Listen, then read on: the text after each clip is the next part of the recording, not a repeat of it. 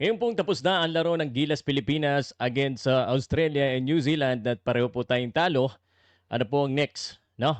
Ang pag-uusapan po natin, ang good news pa rin sa Gilas Pilipinas at ang katotohanan, ang hard truth sa Gilas Pilipinas. Ito po ang aking masasabi at yung mga fans dyan na nagsasabi na kailangan na ng imported na coach. Makinig po kayo dito.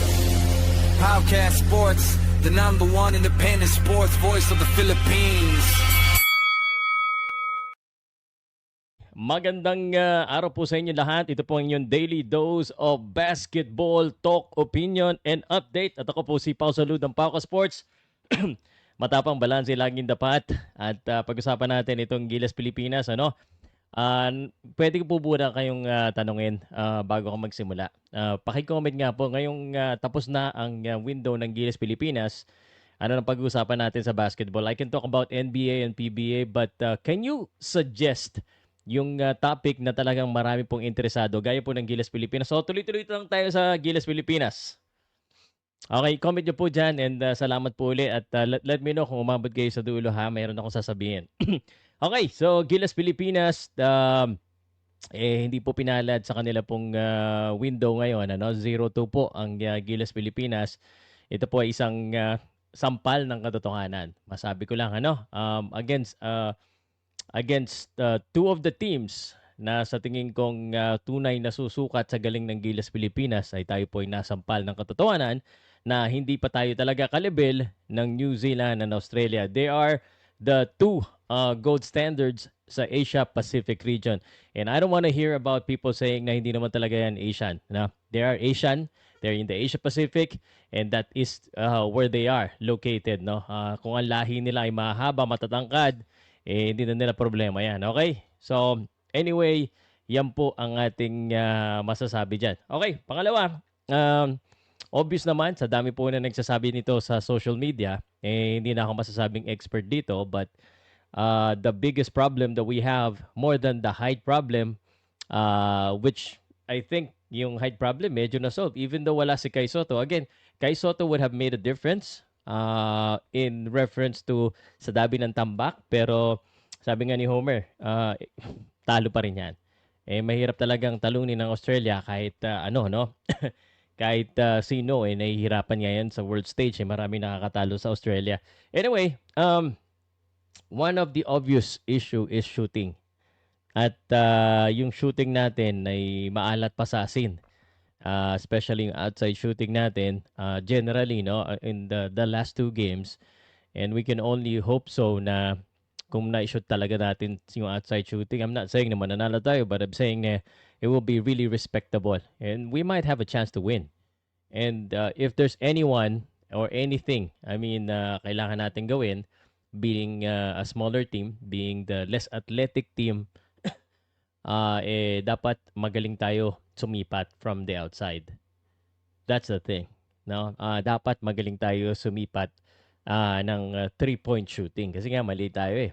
And we have neglected shooting as a culture. Now, may mga nagsasabi, of course, preparation also is a problem. And that's also a contributor kung bakit ganito. But we really cannot do anything about that anymore. Now, I just want to say this. Tim Cone, siya ang binaba, siya ang kinikriticize ngayon kasi talo, kasi yun naman talaga. But I like Tim Cone's mindset of not being happy, being sad, being unsatisfied. And the goal is to win. Of course, if you're contented with just playing against the best guys, then you shouldn't be there. But Tim Cone needs not to only be unsatisfied. He needs to act and maybe get the people above him to work on helping him to be better prepared and to look for the right personnel. Now, it's not just personnel. It's not about if you get a shooter, but it's about preparation. 'Di ba? Yun naman ang isa. I think more than the personnel, yung preparation na yan, sa tingin ko doable yan if we really want to eh. 'Di ba? And I want to say this to Tim Cone. Tim Cone is undisputed one of the best Philippine coaches. Wala nang dapat patunayan. Pero there's something na I think being Gilas Pilipinas coach that pwede niyang i-add sa resume niya. I mean, he's already a champion in the Asian Games, and that's another legacy. But I think the Samahan ng Basketball ng Pilipinas and whoever are the top people in the national teams, giving him an opportunity to, kumbaga, to create new legacy, not just for the Philippines, but in the Asian level or in the world level.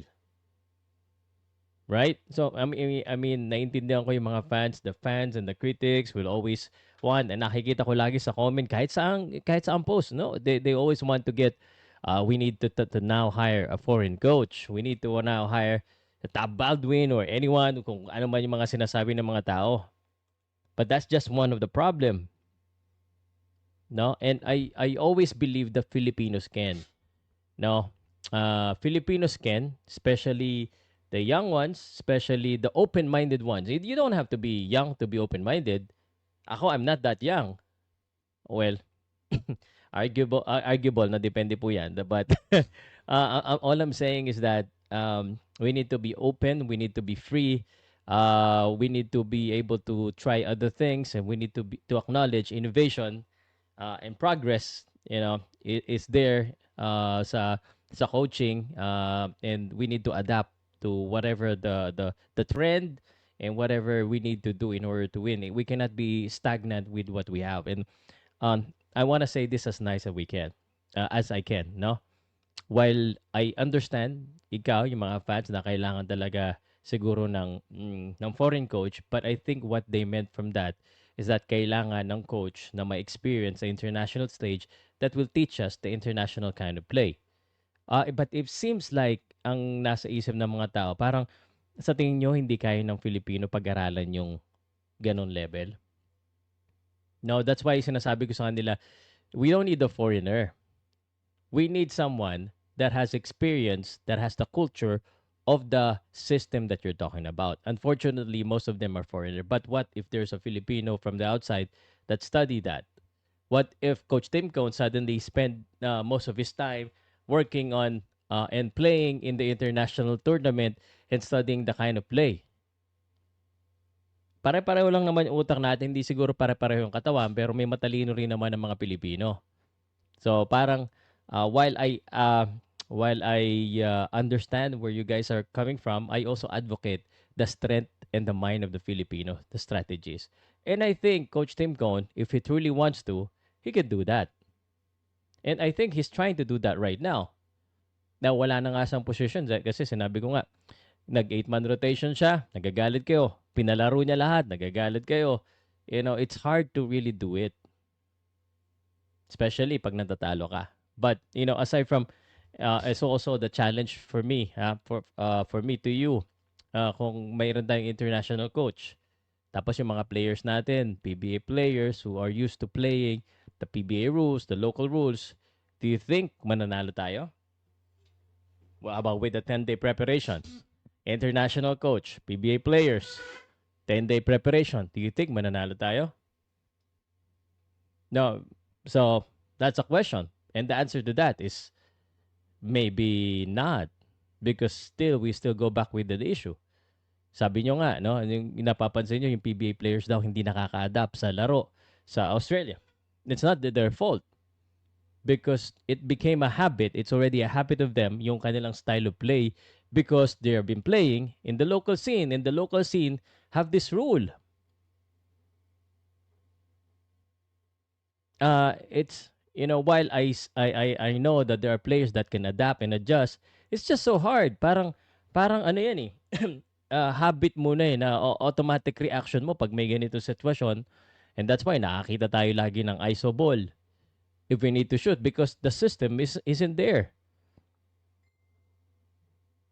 You understand where I'm coming from? So the point is, if we really want to change something, we need to start from the root, from the grassroots, from the young kids. Now we do that. Di ba? And unfortunately, that's hard. And that's pipe dream, sabi nga nila. But the closest one is, maybe the PBA should really adjust and follow the FIBA rules. Because ultimately, they're their players, they are the team that handles the national team. Sa kanila mostly galing yung mga players. Nakakalungkot ngang isipin ngayon kung mapapansin nyo, karamihan ng mga gamit sa Gilas Pilipinas, they're not PBA players. So, nakakalungkot naman kung yung Premier League natin na PBA, darating ang araw na puro taga-Japan at taga-foreigner ang mga players natin na hindi naglalaro sa PBA. What does that say to the PBA? That the PBA players are not good? It's not looking good pag ganun. And again, it's not the players' fault. We have great players sa PBA. We got players from the PBA excelling from outside the country. So we need to start.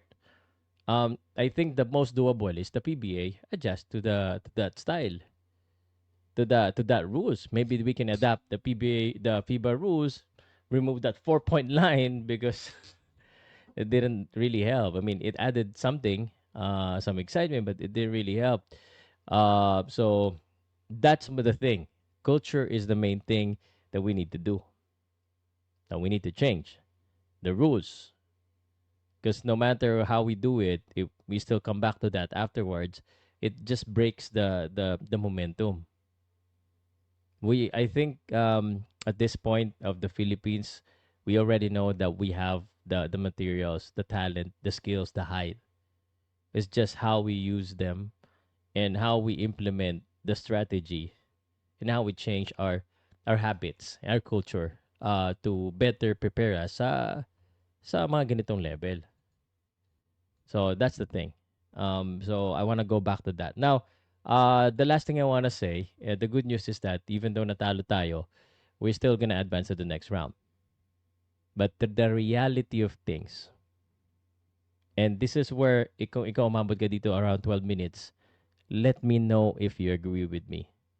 The reality is, yung ating panalo, yung ating pag-advance, medyo given. No? It's a harsh word, pero ang tawag dito, parang vaporware, parang yung panalo natin is given because we fortunately had 2 wins against Guam. And Guam, sabi nga nila, is a baby. Sabi ng mga kasamahan ko doon sa mga na mas magagaling pa sa akin, sa baby. So we won games against a team that is really below us. What's that? Ano ibig sabihin nun? Nothing. It doesn't prove anything. It's just luck for us. But when it was time to go up against team that is higher than us, we cannot do anything. It exposes the real situation of Gilas Pilipinas. Against New Zealand, it was good, but against the true power of Australia and New Zealand, and I mean, so I heard, that's not even their A team, and this is our A team.